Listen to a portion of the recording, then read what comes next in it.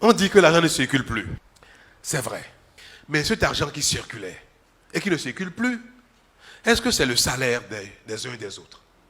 Est-ce que c'est le prix de vente du maïs, de l'igname, du manioc, du coton des uns et des autres?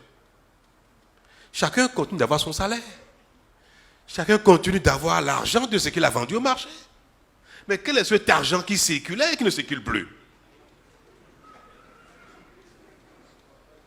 Quel est cet argent que le député, le ministre, le maire, le directeur de société, quel est cet argent qu'il n'a plus et qui fait que quand il vient maintenant à sa veille, il ne peut plus distribuer et que cet argent maintenant ne circule plus? C'est de l'argent volé. Il faut oser le dire. Nous sommes tous responsables de ça.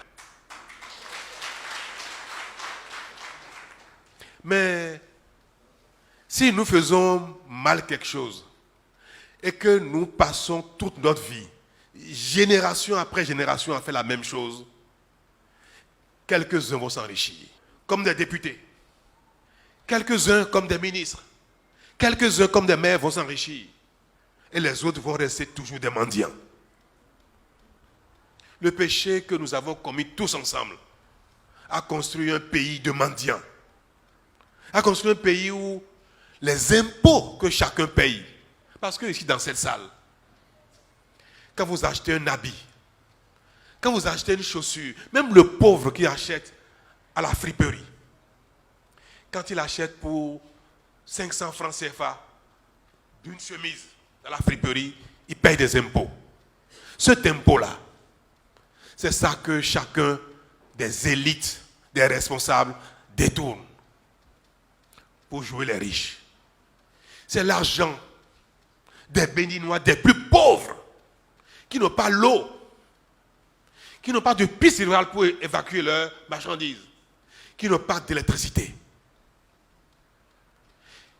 qui ne peuvent pas aller se soigner dans un hôpital quand ils sont malades. Et ceux-là, pourtant, malgré leur pauvreté, ils payent des impôts. C'est leur argent qui circulait, mais qui ne leur rendait pas service, qui ne leur rendait aucun service.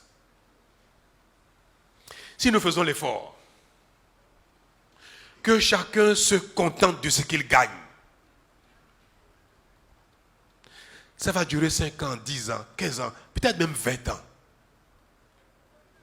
Mais au bout et très vite, les enfants du Bénin, les uns après les autres, vont se suffire.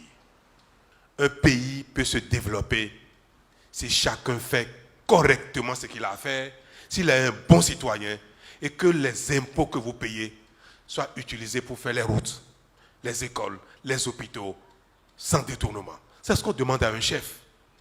On ne demande pas à un chef de faire des miracles. Le miracle, c'est chacun de nous qui le faisons. Ce n'est pas le travail d'une génération, ce n'est pas le travail d'un mandat. Mais si on ne commence pas un jour, on n'y arrivera jamais. Et j'ai décidé de commencer.